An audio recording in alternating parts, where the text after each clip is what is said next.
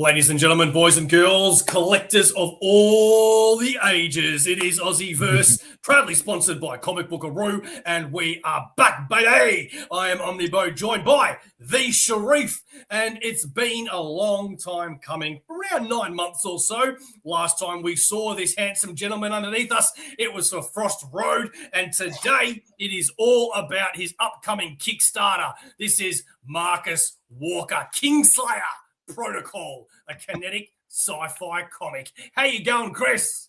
I'm doing good, gentlemen. This is awesome. I love the energy coming out. And for you to say I'm the nice looking guy, I had to bring out my long hair to compete with you. So I was like, this is the one time where I'm gonna let the locks flow, you know? I love it, man. I love it. I've been telling my partner, like, I want to dye my hair black and all this. And she's like, no, you don't. And I'm like, but I want to look like Drew McIntyre, the wrestler.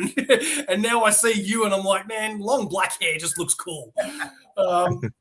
Thank you very much, Claudia, for being here. James, thank you oh so much as well. That reminds me, we need to say good day to our for-lifers. These are our people that do contribute to Aussieverse each and every month by spending just $1 or $2, gets them into the social media chats and also onto the show and a few other perks. If you want to do it, please feel free to click the link and join today. Otherwise, if you don't want to spend a cent, the best way to support Aussieverse is just by subscribing to the channel and liking the videos.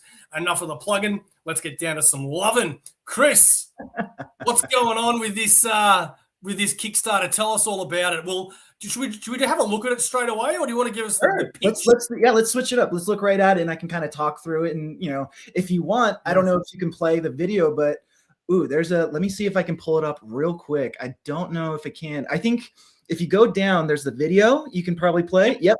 Look, can you try playing that? That might be a cool way to just.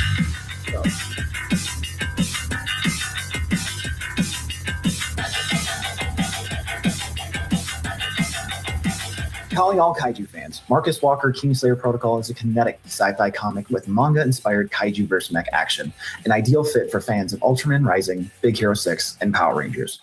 As the war wages on between kaijus and Kingslayer mechs in New Honolulu City, Marcus Walker is forced into hiding under the watchful eye of his authoritative family determined to protect him.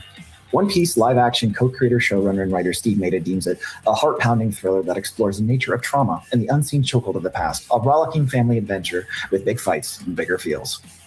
This Kickstarter-exclusive comic will feature one-of-a-kind collectible covers by New York Times bestseller Sean Murphy, Kevin Keane, Sia Oyam, and New York Times bestseller Rob Gilroy. Don't miss your chance to back the Kickstarter today and claim your exclusive copy of Marcus Walker, Kingslayer Protocol. So that's it. That's the interview. That's the interview. That says everything. You've got a couple of big names on there.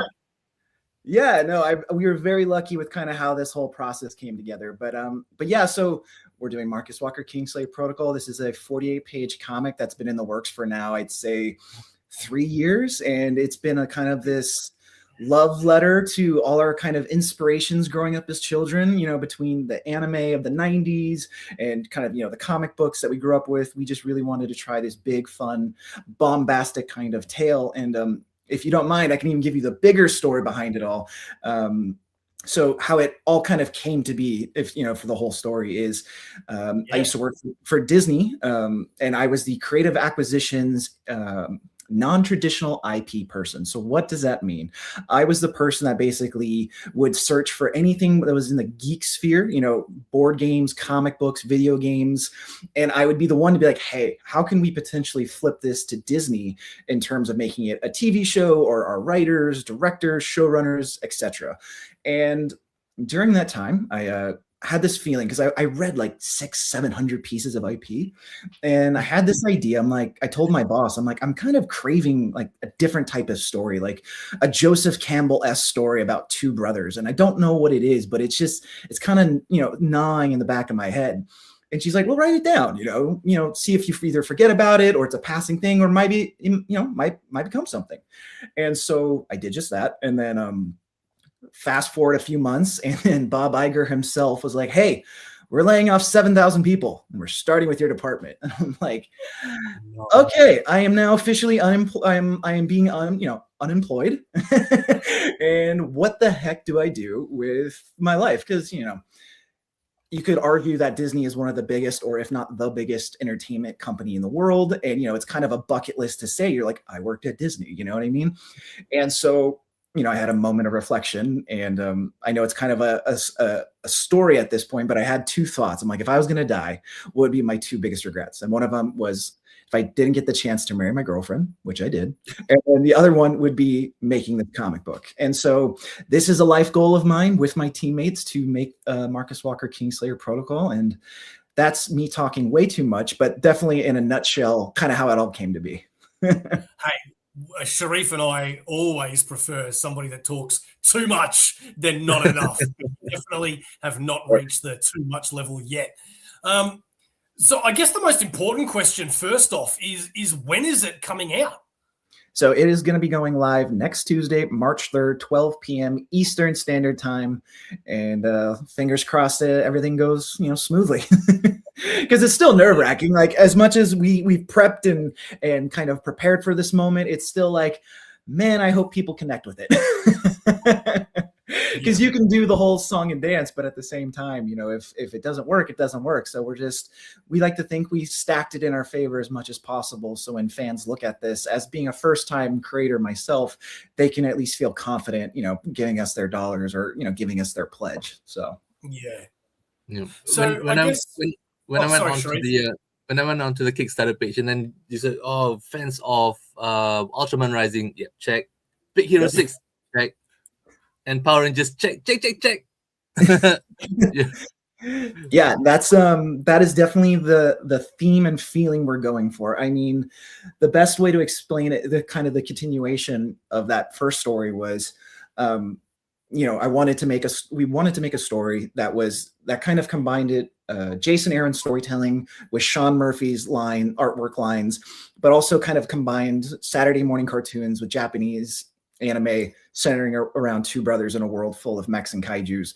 And those comparisons were the ones that kind of pulled on my heartstrings the most in terms of the feeling we're getting with, because the unique thing about our book is obviously there's hundreds of mech books and kaiju books. There's the Evangelions, the Godzillas, the Gundams, you name it. And I'm sure someone's yelling at the screen, what about this one? Because there's so many great stories. And then, so what we thought was, I don't want to do a story about a pilot. I want to do a story about someone who lives in a world, or maybe they don't feel like the hero. So Marcus is actually the little brother of the pilot. And sometimes Marcus doesn't even feel like he's the hero of his own journey. So we're kind of like sidestepping like where they call it like the main hero syndrome. And we're basically just like, what does it feel like to live as almost like a civilian in a world where like these giant monsters and metal machines come daily, weekly, monthly, whenever these things attack. And we really tried to kind of tilt it a little bit in terms of the POV. So it's, we were saying like, could we actually make a comic book where the main character isn't the pilot, maybe not even the hero? And we think we've done that. So that's kind of the fun creative swing, or the full scope of the project in that regard. Okay. Now I'm actually really fascinated, because I was going to say to you earlier, I've always been a big fan. Like Sharif loves his Power Rangers and Ultraman. I'm a big fan of Pacific Rim and Godzilla and stuff like that. And I was going to say to you, how does this separate from that? And you've answered it without me even asking. That's really cool. I kind of really dig that, man. Well, thank you. No, just because we had to think of it. Like, I mean, there's so many great stories. You just have to have somewhat of an angle. And it's like, what's the best way? It's like, what is different about our book? Obviously, Simone's art, I know you're just about to reference it, but I mean, I don't need to pitch it too much because it is amazing. You know what I mean? His art speaks for itself. But that's kind of the angle of the almost like everyday person in the world of New Honolulu City. So yeah. And I've got to admit, man, like, I'm not just being polite, but the art is actually really good. Like, I really, really like it. Who's doing the interior? Simone Ragazzoni. So he is the artist that was originally on the Power Rangers universe. He did Robotech, and he also did Dune for Boom Studios. Oh, cool. Okay. Yeah, it's just check it out. It's just so good. Just say that the inks and the colors, they just Yes, they are seamless. And so Simone does the pencils and inks himself, and then Antonio Artera, I think that's how you pronounce his last name, he did the colors. And so him and Simone are just, they're two peas in a pod. One of the things that my friend Enzo, their manager, told me was, when Italians work with other Italians, there's this kind of seamless conversation that they have where it's just like they don't need to, talk. It's just kind of like there's this gut feeling. And he's like, just trust me. And I'm like, okay. And the crazy thing is this is during this whole process, this is like one of the first books, because Antonio's done other books, like kind of one shots or like what's the best way of saying it? Just kind of oddball jobs throughout his career in terms of like, oh, he's going to do this poster or he's going to do that fill in. But this is like one of the first times Antonio's done colors on a full issue, and we're so fortunate. Yeah, right. Fantastic. I can't wait to see these covers, man. Plus 48 pages, like that's fantastic. Especially we spoke backstage about how for me to back a single issue, I've either got to, it's not a very common thing for myself. So knowing that this is 48 pages and this art is fantastic, and covers by Sean Murphy and I always muck up. Yeah, I muck up her name, but we love her. I don't know. Like I haven't even seen the covers yet, and I don't know which one to choose. This is great. Well, thank you. That's very kind of you. And one of the things we kind of, for you to say, that the 48-page book spoke to you, well, that was very intentional. I mean, for at least here in the States, I don't know how it is, where you guys are down under, but for me, I have a hard time always paying $5 for a 20 to 24-page issue. Like I have my books, I make sure I get them, but that's still, I feel like, a very tough ask. And so when me and Simone decide that we were going to do this book on our own, and we were going to put everything on credit cards, it's like, okay, we have to be very smart with this, and we have to be very deliberate with what we're doing. So what means the most to us? And so we originally had kind of like a 12-issue decompressed story, and then we condensed it down to 6 issues. And we basically we're hoping, if everything goes according to plan, we're going to hopefully do 3 Kickstarters with these kind of oversized deluxe versions, because let's say if we're lucky enough to get a publisher down the road, we can then split it up into 2 issues. So it is 2 issues technically, but since it's Kickstarter, and we really wanted to make sure that we were being mindful of people's money, because I specifically remember my friends in Australia, because I think I told you last time, I used to live in Australia. I know how expensive things are. I used to live in Sydney. I used to live in Cairns. I know how crazy it can be. And I want to make sure that I'm able to provide something with my team that potentially people from anywhere in the world could potentially purchase. So again, with all that said, we try to give you a good hunk of story that could then at least kind of end on a cliffhanger that hopefully, leads into the next one. And then, you're not breaking your wallet on it either. Yeah, yeah. Well, let's have a look through this, because it's on the pre-launch page at the moment. So as you said, it's launching next week. But you do have some info here. You've got 100 followers. All backers will receive a digital copy with the physical pledge. 133 followers. All backers will receive a digital creator's commentary via audio file. That's pretty cool. And then you've got some secret stretch goals still to be revealed. Yeah, so what we thought was, how can we make this fun for people who want to support the campaign but don't really, maybe it's their first campaign, maybe they've done 1,000. How could we be just a little different? And we wanted to feel like people were, contributing to the campaign before it even launched. And so we thought of this of like, hey, if we do get X amount of followers, we're going to reward you, and we're going to do it digitally, because again, we don't want to raise shipping prices. We don't want to raise packaging prices. We want to be very respectful to your wallet. And so one of the things that I love, I don't know how you guys feel, but I used to devour creator commentaries on Blu-rays and 4Ks and growing up. Like, I can't recall how many times I've listened to every single version of the extended Lord of the Rings commentary, but like Peter Jackson, I think I know the commentary just as much as I actually know the story itself. You know what I mean? And so I honestly think that's how it, because you learn so much from those insights. You're like, oh, he did it this way. Oh, remember how Aragorn Viggo Mortensen busted his toe when he kicked that, helmet? And you're like, yeah. And so you're just like, if I could find a way to do it in my own version, you know, whether it's with me and Trevor, my editor, or maybe even Simone and Antonio, and they'll do it in Italian, I figure it could be very cool to be like, you know, you could get the insights to how he made this, because again, I'll speak for myself. I'm a very blue collar guy, and I was just like, okay, how the heck am I going to make a comic book, right? Like, you have an idea, but what actually goes into it? And so you're like, oh, it needs a certain amount of pages, certain amount of panels, it needs certain reveals on certain pages. You can't write things a certain way. And so I wanted to kind of take everything I had learned, whether it was through Blu-ray commentaries, my time in the entertainment industry, or Disney and other publishers, and I kind of want to just give back to whoever wants to support us. So it's like, let's say if you're a first-time creator, and you're like, I would love to do that.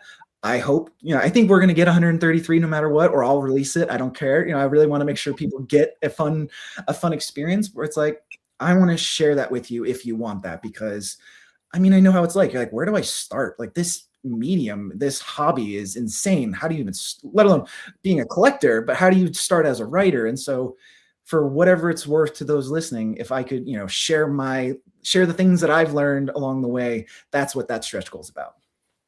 That's a fantastic answer. I also saw down here, after going through the art, one moment, the artist edition. Yes. So as we said, we're big fans of, like, you know, Japanese animation, manga, and Simone's art is reflective of that. And so instead of, you know, culturally appropriating, because no one on our team is Japanese, we'd rather make it a nice, respectful homage. And so what we're going to do is we're going to give fans or backers the opportunity to get Sean Murphy's black and white cover only on the artist edition. So if you really love Sean Murphy and you want his cover in black and white, this is the only way you're going to be getting it. And if you scroll down, you can see Simone's halftone treatments. So the entire book will look like this. I mean, the balloons and lettering will match the shading styles of Simone, but we really wanted to be like, how cool would it be to make this feel like an actual manga? I mean, again, it's going to be a right side reading, but at the same time, we feel it's a way for us to kind of tip our hats, let's say, to those stories that have came before us. Yeah, fantastic. Nice. And when is it due to be released? As in, what's your timeline for shipping and things like that? Because I know a lot of people with Kickstarters do get concerned with that sometimes.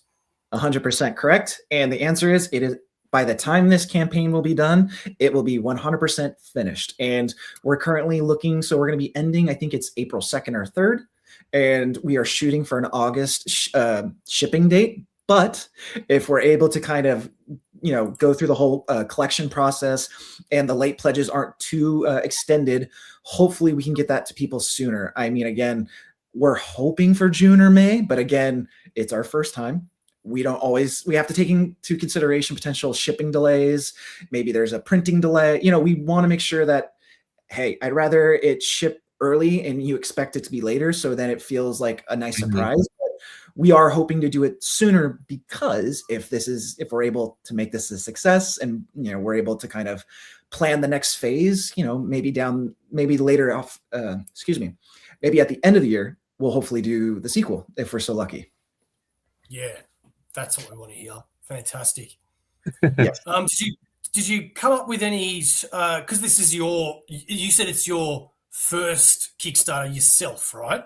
Yes, as the actual writer and Kickstart person who put the campaign together. Yep, this is my first one, and everyone's kind of asked, they're like, how do you feel about it? And I'm like, I am paranoid. I am like, okay, does this look right? Is this good enough? Like, it's very much, it's kind of like this is what I think is good, because you're just like, I've been lucky enough to have people hire me to help them with their campaigns, and you know what I mean? It's like, now here's what I think a good campaign looks like, and you're just like, oh crap, I hope this makes sense. Like, I hope everyone understands. I hope I'm not, getting over my skis or anything like that. So it's exciting. It's nerve-wracking as all hell, because it's 100% me and Simone. I mean, the funny thing is that you saw some of the banners below, but when we were talking to Simone, we're like, hey, like, what do you want the vibe or the feeling of this book to be about? And he's like, I kind of want this like urban Asian feeling with some like hexagons. I'm like, cool, can you tell me what the hell that actually means? And he kind of like designed, you know, a back matter, which you see on some of these pages. And my graphic designer, Trevor, was just like, oh, dude, this is it. This is the vibe. And so I think you can go down with that artist edition banner. And so like all our banners have a theme to them. They're all these kind of like, yeah, hexagon, like kind of futuristic look to it. And again, one of the things about me and Simone that we learned during this process is that we both love rock and roll and metal. And so there's kind of this underlying energy to everything within the book, I feel, especially the action. But like, you know, you saw the video, like there was kind of a metalcore riff to it. And it's like, yeah, this is who we are. This is kind of what we're into. I mean, I don't know if I told you guys, but so the gentleman who designed our logo is a guy named Ryan Clark. He is the lead singer of a metal band called Demon Hunter. Have you ever heard of that band? They're a Christian metal band, but they've been around for decades. And he was a friend of mine. I mean, you probably have, because they're pretty well known. Like I'm not saying, oh, my buddy's in a band. Like, no. He's in like a legitimate touring band. And I was like, hey man, I know we met, like I didn't get to help you out at Disney, but as a friend, I love your work. You're also a 4-time Grammy nominated album artist. Can I please get you on my book? And he's like, yeah, of course. I can definitely help you. And I'm like, sick. That's fantastic. Where did you come up with the name Marcus Walker? So that's a solid question. First time I've been asked that. So good on you. So Marcus is, I love Ryan Holiday. He's my favorite author, and he writes a lot of stoicism books or books on kind of, you know, self-help reflection, you know, especially geared towards people who really want to take maybe a quieter approach to problem solving or life living. I mean, I'm sure you guys know what stoicism is. And obviously his biggest inspiration was Marcus Aurelius. So I thought that would be a nice homage to kind of my life in terms of like, oh, I like, and if I remember correctly, I don't know if it's Mark, like the actual name Mark, M-A-R-C, or Marcus, but I think it's to like almost reap what you sow, I think is the term. I could be messing it up, but I think that's what it is. And so I was just like, that seems like a great name. And then Walker, I just was thinking of like, what's a military name that feels strong? And it's like not too, like, what's a strong military sounding name? And I was just like, Walker. And I'm like, is that too much like Texas Walker? And then I'm like, no, like our book would be a different thing. You know what I mean? Because certain generations may associate Walker with something else. And I'm like, nah, I'm going to just do this. And then Kingslayer Protocol. Kingslayer is a nice little tip of the hat to a band called Bring Me the Horizon. That they do a song with Baby Metal called Kingslayer, and I love the name. And one of my favorite arcs of Aquaman from Dan Abnett's run was called Kingslayer, if I remember correctly. I think it's volume 6. And then Protocol, I was just like, okay, I want to call it Marcus Walker because the book is about Marcus, but Marcus is not a pilot, because everyone's like, why don't you call it Kingslayer Protocol? I'm like, because he's not the pilot. Like the Kingslayer Protocol is the thing that is around him. And so it was kind of like, I want it to be a marriage of both of them because they're both equal parts to the story, but it's how does Marcus kind of live his life through the Kingslayer Protocol and how does that affect him? And so I was like, what's a word that kind of means starting something? And so, and this is me just being transparent, it was a Mission Impossible, I think their protocol, like Ghost Protocol or whatever. And I was like, Protocol, that sounds like a great idea. And this is how it's just made. And so I was just like, Marcus Walker, Kingslayer Protocol. I'm like, okay, that sounds cool. And then I'm like, MWKP. I'm like, you know what? And I told Simone, and he's like, yep, works for me. And that's kind of the story. Yep. All right. That's fantastic. I like that. Can you walk us through your process when it comes to doing your scripts to the finished pages? Like, has it changed for you, this being your first solo project?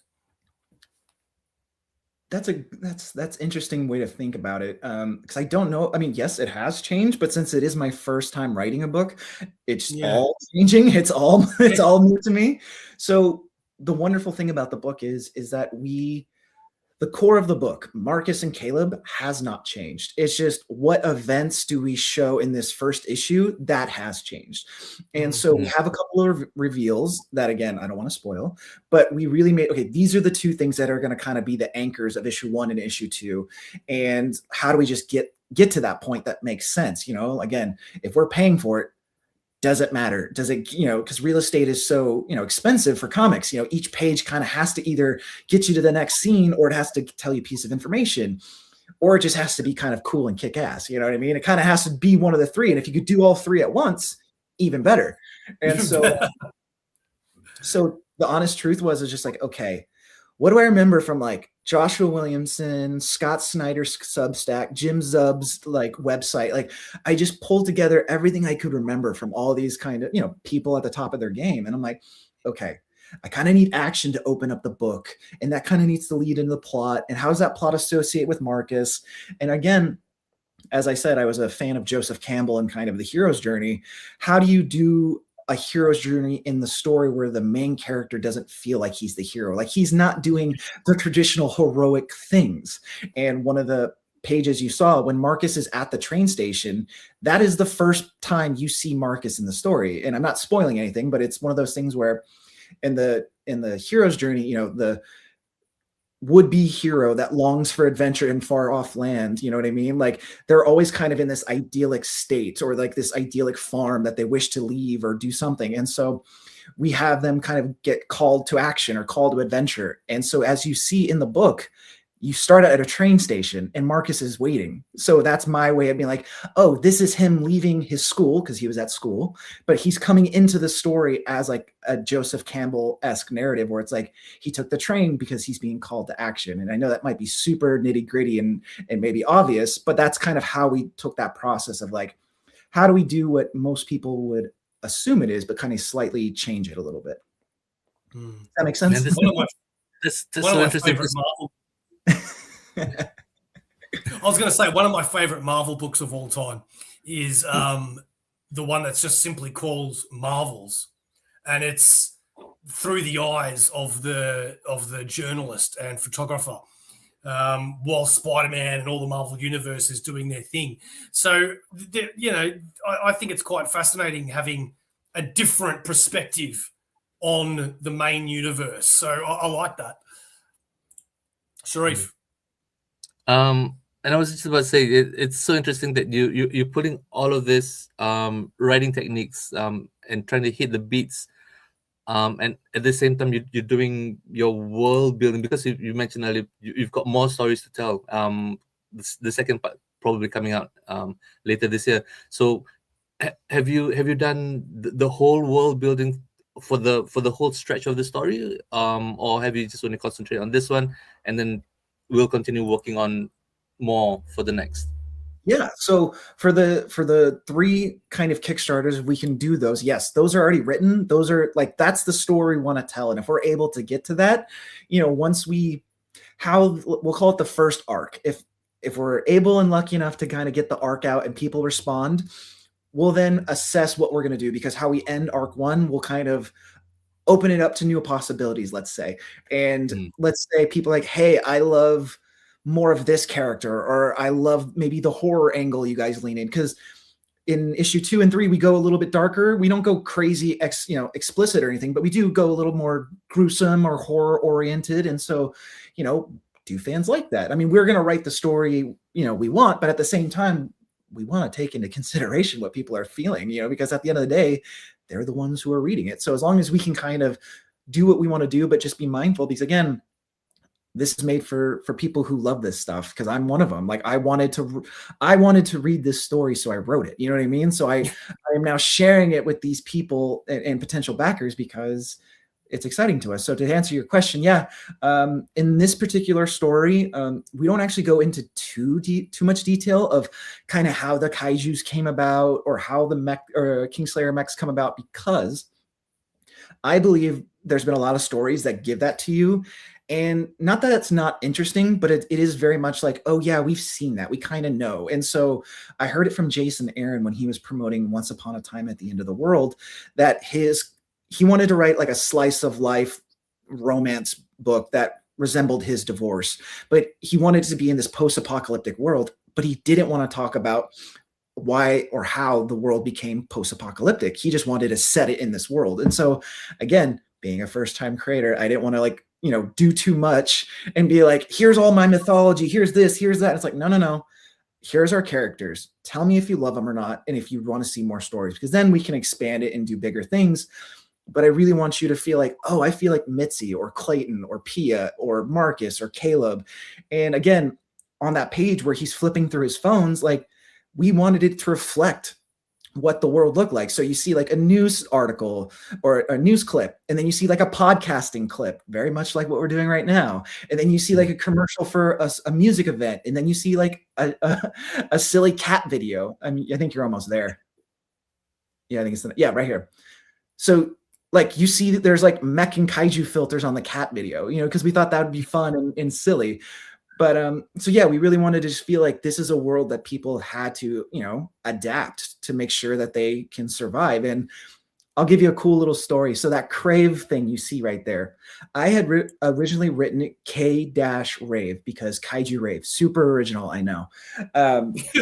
But I was just like, we'll think of something later. I like, it is what it is. And I mean, I loved going to emo night. I love going to shows. I would, you know, go to electronic shows. It is what it is. I mean, I wear my heart on my sleeve. What can I say? And so the funny and beautiful thing was Simone just wrote Crave. He just didn't, he took out the hyphen. And I'm like, oh, of course. What do people do when they go out at night? They crave something. They crave, you know, life. They want to live a life. So I'm like, we'll just call it Crave. And so that is actual concert / DJ hall in our story. It's at the Holiday Theater. Fantastic. Duck a half. G'day, buddy. Thank you so much. And look at that. Even gave us a super sticker. You get one of these, man. Thank you. Yeah, boy. And we'll give you one of these. Thanks for the super chat, baby. Yeah, burgers and ribs. Thank you very much, brother. Appreciate that. Fantastic. Yeah, so look, I can't wait to get your take on this and see this art physically for myself. How did you get Sean Murphy? So, well, I want to see how I phrase this correctly. I was lucky enough when I worked at United Talent to be in a position where I was able to connect with creators in a real way. And when Sean was doing his creator campaign for Plot Holes, I think it was on Indiegogo I think it was Indiegogo. I was a backer before I had gotten the job at UTA. And I was just like, oh, I'm excited to see when this comes out. And so it came out and I was at UTA and I'm like, hey man, how can I help you get into this world? Again, I don't want to speak, you know, his business, but he's just like, yeah, let's have a conversation. Let's be friends. And then, you know, we just kind of kept friendly throughout the years. And then when I told him, I'm like, hey man, I think I want to make my own comic. He kind of gave me his mentorship and, you know, told me, hey, you should maybe think about this or watch out for this pitfall. And so I was like, how could we maybe possibly find a way for you to do a cover? And he's like, let's make a deal. Let's figure something out where, you know, we can both feel like it's fair to the two of us. And, you know, I'll be happy to kind of be a part of it. So truthfully, I asked very nicely and we were able to make a deal. And so, you know, Sean's been a wonderful mentor. I mean, so to not pivot too much, but the reason why we have these covers are for our variant cover campaign tiers is they're all friends of ours, or they're all people that I have had the pleasure of meeting in my journey. So Sean and Rob, I met through my UTA Disney days. And the story I have for Rob was I was driving from Long Beach to Beverly Hills. To give you context, is about an hour and a half drive every day for work. And so I would listen to podcasts very much like this. And it was David Harper talking to Rob Gilroy where he was promoting, I think it was Mosley. And I was like, damn, this guy is cool. Like, I just think he's a great guy. Like, I wonder what Farmhand's up to. And so I just cold emailed him. And again, I don't know if I'm saying too much, but I was just like, hey, I love your stuff. Could we find a way to maybe bring it to Disney? And, you know, we tried and it didn't go out the way we hoped for. But again, similar type of situation of like, hey, I think I want to make comics. And he's like, you'll do great. Like you care about this. Most people say, oh, I'm going back to film and TV, not I want to make a career in comics. But here I am trying my best. And so again, he was kind enough to be like, yeah, man, I'll help contribute in a way. And so that was Rob. And then Sia, we were just friendly throughout my publishing days. And then I was like, hey, I would love her art is gorgeous and it makes sense for our style of book. So I'm like, would you be open to, can I commission you? And she's like, yeah, of course. And then that led to me then working with her on her Kickstarter, and then her Kickstarter did great. It funded, and she's off and on making me a Wonderland now. And then Kevin Keane is my brother from Ireland. I say that because, again, just cold reaching out to people. I had loved his Gunslinger Spawn and King Spawn work with Todd McFarlane. And I was like, I have a different Kickstarter idea that's like action horror, and I think he's the guy for it. And so I just emailed him like, hey man, I don't know. I don't have anything to show you in terms of stories or this, but I do have a pitch idea. Would you be interested in, hearing me out? And then luckily we became fast friends, and now we're working on another project that'll be announced down the road. And I'm like, hey, could you come and contribute a cover? And so again, that's kind of how we brought this kind of killers, or was it Rogues Gallery of comic cover artists into it, because they're all friends, they're all teammates. And so we want to be very intentional with what we're doing. Oh, that sounds cool. Yeah. Have you received any criticism at all? And if so, how have you handled that because going with your background, like I can imagine that there'd be some sort of, not necessarily negative, because criticism sometimes isn't negative, but being a first-time writer and creator, receiving any sort of criticism in that respect, It depends on your personality, but some people might find that really jarring. Some people might be really welcoming to it. Have you received any, and how have you been? Okay. Yeah, that's actually why we have a Kickstarter. So the best answer I can give you without spoiling or giving out names or anything like that, because again, due to legal reasons, we did have a publisher, and the version we were about to put out about a year ago, because we were trying to kind of fit the monthly cadence of getting the book out, and so it just wasn't working out. And again, no disrespect, it just, hey, creatively, if that version of the book came out, I would have regretted making the book. And again, that's no respect to the former publisher or them. It's just, you just kind of see like, hey, this isn't working. Let's stop trying to force it. And so when I was giving out, that version of the book, asking friends, they're like, dude, you need to fix this. You need to fix that. Like, you're making this feel more generic, and we know your book's not intending to be that. So you can maybe cut this. And so it was jarring, and it was a gut punch, because it forced me to kind of, okay, is this the book I want? And it wasn't. And so now it's like, my teammates trusting me, my co-creators being like, hey, are you sure this is the way to go? And I'm like, if Rob Gilroy and Sean Murphy and Rick Remender and all these people talk about in their podcast, do it yourself. If you can't go the Image route, make your own route, And so I was like, I think we just got to kind of have to do it ourselves. And so, yeah, I did receive some criticisms.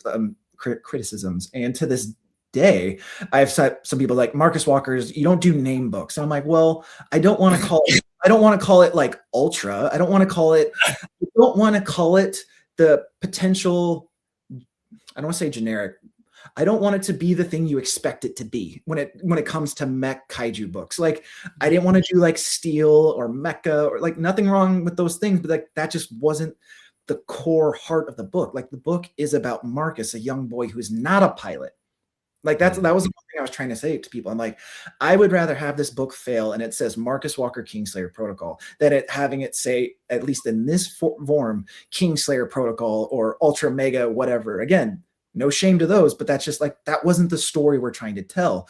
Again, we're trying to go more for like that 90s-esque Disney animation meets Toonami crowd. You know what I mean? Where it's like, it has kind of this fun aesthetic, but it also has weight and meaning to these brothers. And so that was some of the criticisms I had to deal with. And so we just got to the point where I'm like, hey man, Simone, if we want to make this is what I feel in my gut is the right way to do it. And luckily he was on board. So that's why we went the Kickstarter route. Mm.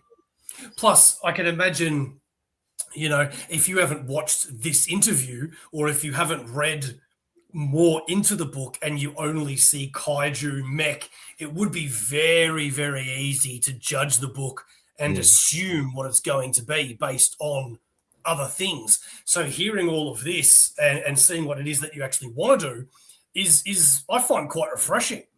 And it actually makes me excited to actually read the book and not just be obligated to say nice things and want to read the book. But yeah, I'm being legit. It really does sound great. Christina, great to see you. How are you? Beautiful. Well, thank you for saying that. I really appreciate it because, again, I've had some people be like, oh, your characters look too much like this or it looks too much like, I'm like, yes, you are correct. It is supposed to be he's coming from school, then he starts on his own journey. You know what I mean? Like, he does change. Like, the way Marcus looks and acts and feels, even in this first 48-page issue, he looks and acts differently because he's already gone through some stuff, and again, I don't want to spoil it, but it's like, I miss kind of the comics where you feel like you're getting a full story for your money. Again, people can write however they want. You write the story you want to write. But for us, we really wanted to feel like people were getting their money's worth, a good hunk of story, so to speak, where, you actually got story and action and a kick-ass piece of art on one page. Like we tried our best to do that. And so yeah, and that's kind of the mindset. Yeah, fair enough. And for people that do want to check you out more, you have your own YouTube channel, Crush Your Goals. Should we have a look at that? No, not really. Not yet. You can, again, to be completely fair, it's got old podcast videos of kind of like how I understood podcasting. So here's a fun little thing, what we can do. I know how hard it is to do what it is you guys do. I don't obviously know what it feels like to do it on a yearly consistent basis to your extent, but I did try it for about a year. And then when I was at UTA, they're like, hey, you can't talk about entertainment or comics if you're working in entertainment and comics. And I'm like, fair enough. Like, I can respect that because, you have to sign NDAs and you don't want to be potentially a leaker and stuff like that. So I was like, you know what? I'll respect it. I got the dream job. I gone to Hollywood and broken in, so to speak. And now in hindsight, I probably should have just kept it, but whatever. And so now I'm just kind of refreshing it, making sure people, if they want to come and see, I kind of have like, some of the better ones and things like that, but also like, start adding video vlogs and stuff like that. Because, for example, we're going to be going to MegaCon Orlando during the campaign. We will have an ash can and hopefully maybe make some type of vlog or video thing where we're able to kind of share with people if they are inclined to follow and all that stuff. Because now I'm in that phase of being a creator where for the past 3 years, I've been so focused on creating and building and making sure this story makes sense. And now I'm kind of in the phase where I have to, go out and promote and be, public facing and really do that stuff. So now I'm like, okay, now we have to kind of do those things to keep people informed in a respectful manner where it's like, hey, I backed the book. What's going on? You know what I mean? Like, I want to make sure people feel like we're actively going towards a goal and towards something. So yeah, you can. I would appreciate it. Not now, but yeah, no, we're just trying to do all the things that everyone else does. You know what I mean? Without spreading ourselves too thin, because it's like, you have to be on Instagram, you have to be on Blue Sky, you have to be on Threads, you have to be on TikTok, and I'm like, man, I'm just trying to do the best I can. Yeah, I hear you on that one. So basically, being a comic writer isn't just being a writer. Yeah, no, it's not just being a writer. It is. I mean, again, I have put myself in this position and I humbly accept it. It's like, I'm a marketer, I'm a promoter, I'm a writer, I'm all these kind of things. I am the PR person, I am the person who has reached out to all these kind of press outlets or, indie bloggers or journalists or YouTubers or podcasters like yourselves and just be like, hey, here's my here's the pitch packet. Let me know what you think. If you got any, opportunities, I would love to take you up on them. And luckily I've been very fortunate where people have said yes and they've trusted me. And now I'm, kind of being able to fulfill those plans, and it's wonderful. Was it a big step out of your comfort zone to do all of this stuff if you've not been doing it before? I think, I mean, yes, it's definitely getting used to this and being on camera more. I mean, you guys probably know when you first started out, you felt a little nervous, then you get comfortable. And I mean, now I've been on camera, whether it was my own YouTube thing or specifically with promoting Marcus, because I was also on camera for PCB when I was promoting Frost Road with my partner Keith, because it's his book. We were trying to get the word out. I felt more comfortable, but again, it was his book. I wanted the attention to be on him. But now for me to be the one to be like, hey, it's all on me. Yeah, the first couple of recordings was a little uncomfortable just because you what's your story? What's your pitch? Like, you don't want to sound too salesy. You don't want to sound too much like a robot because, I mean, sometimes people have to ask the same kinds of questions and you want to answer them as best you can without sounding too much like, it's on repeat, but also like it is the story, it is the answer. So, I mean, yeah, I mean, at first it was a little difficult, but now I'm definitely more comfortable. I mean, right now, if you would have told me we were live, I wouldn't notice. Like, you know what I mean? Like, I'm getting more and more comfortable and feeling that way. And, like if you stumble, you stumble. If you pour water on yourself, you pour water. It's like, hey, I'm being a human being. Like, it is what it is. I think we learned a long time ago, because when we did start this, I was such a perfectionist, and so much was going wrong that you know what? If you choose to go live, then you need to have the responsibility of being able to roll with those punches. Just like I say with people that put themselves on social media and all that, and then they can't handle the just the weird people that are out there. You're the one that's putting yourself out there, so you've got to expect that sort of stuff. I'm sure there's people who already like, who the hell is this guy and why is he on all my comic book feeds right now? I can very easily be like, can this guy please piss off? But I mean, I get it. I'm expecting it. I'm sure people look at me or look at Marcus and they're like, it's not for me, or they have other words. And one of the things I think that's been very grateful, or I'm very grateful for, is that, I do have a very rock solid family, and I have a very rock solid, foundation of just being like, whether it's be through yoga or martial arts or sports, just like, hey, I can't control what you say, right? Like, you're going to say whatever you're going to say, whether that's good, bad, or indifferent. That speaks more to you than me. I'm cool with it. Whatever. It is what it is. And plus, let's just say, and I'm not inviting negativity, please. Again, not asking for it, but it does help the algorithm. Let's be honest. You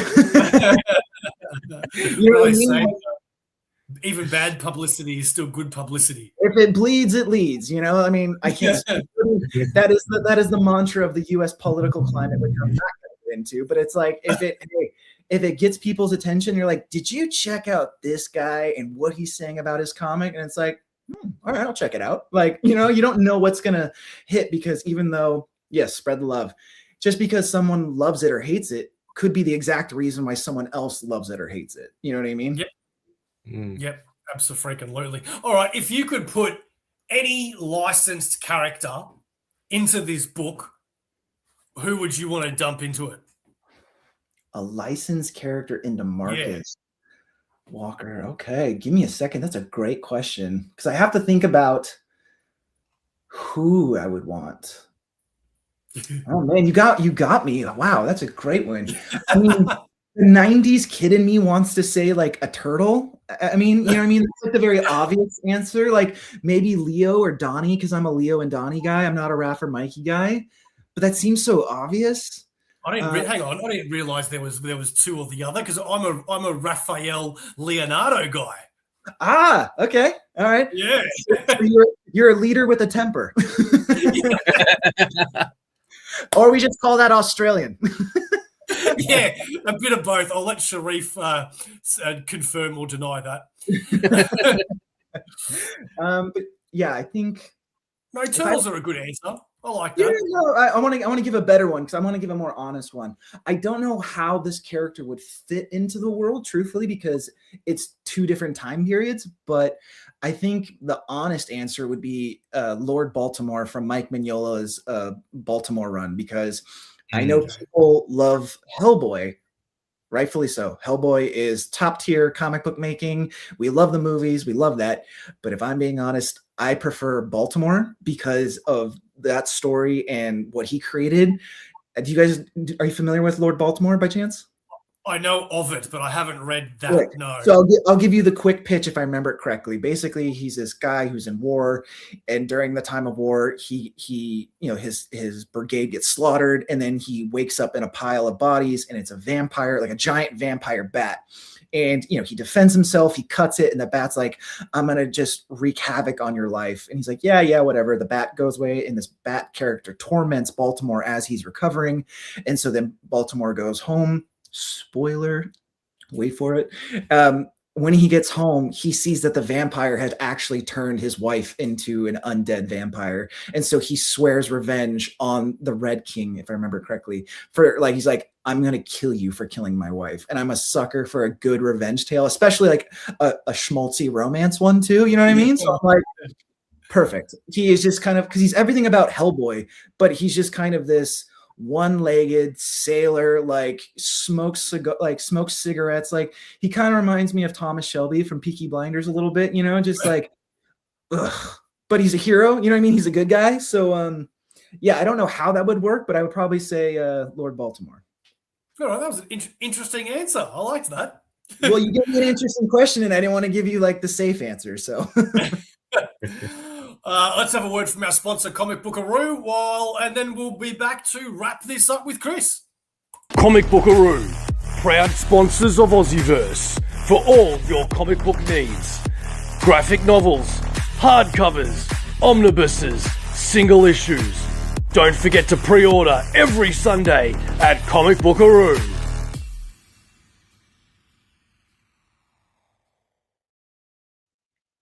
Alrighty. Now, Chris, is there anything you want to go over before we say goodbye? And I ask you the most important question of the night. No, I think we covered everything. I mean, before we get to that, I want to say thank you again for having me. Again, you do not have to answer my emails. You do not have to provide, you've built something here, and I can acknowledge that and respect that. So just for you guys to, spend your Saturday morning, my Friday night, I really do appreciate you guys doing that, because it's people like you in this indie space, whether it be, omnibuses, comic books, graphic novels, geek culture, whatever you would like to put on it. I really appreciate you guys giving me this time, because you don't have to, but it is because of people like you. You make Kickstarters, happen. You help us get the word out. So for whatever it means to you guys, I just want to say to you and your listenership or viewership that I appreciate you guys giving me the time.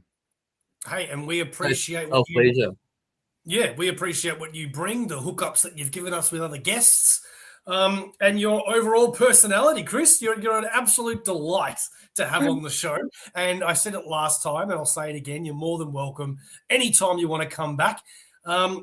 This is the first time we've actually done a show before the Kickstarter's been released. So it was new for me and Sharif as well, to fill an hour without actually going through the tiers and the rewards and all that sort of stuff. So yeah, well done to everybody.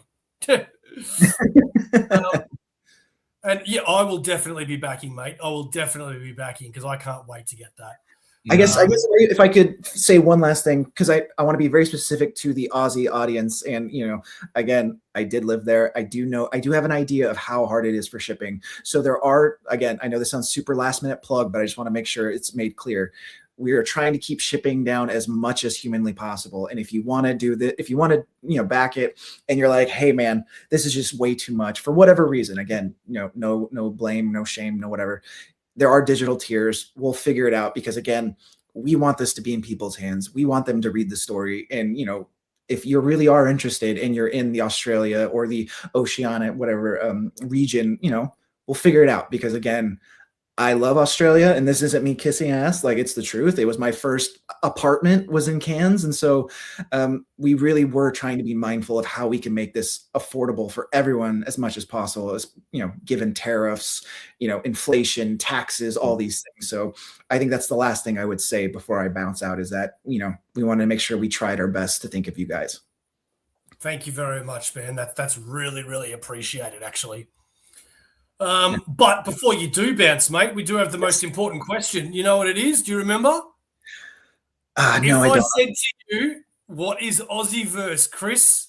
What would your answer be? What is Aussieverse to me? Yes. Okay, Aussieverse is a wonderful place where comic book people can come and talk about their passions, their hobbies, and it's maybe not the most obvious location, but it is still one that resonates and speaks to the geek culture in a very poignant way, where they can say, hey, we have it, down here. This is how we do comics. This is how we do things. And it's just as valid and legit as anyone else. And to me, it is a wonderful little community and a fantastic experience. Okay, well, Chris, that was a very nice, respectful answer. I really do appreciate that. We're for lifers. You know that I like you, but unfortunately, I need to yell at you and say, no, sir, that is completely incorrect. Aussieverse is and always will be for life. We'll catch you next time. This has been Chris Yates. Go check out Marcus Walker, Kingslayer Protocol, coming soon next week on Kickstarter. Chris, stick around and we'll say goodbye after the show. Thank you, everybody, for joining us. We love each and every single one of you, except all those weirdos that I had to boot from all those weird comments. Thank you very much. We'll catch you next time.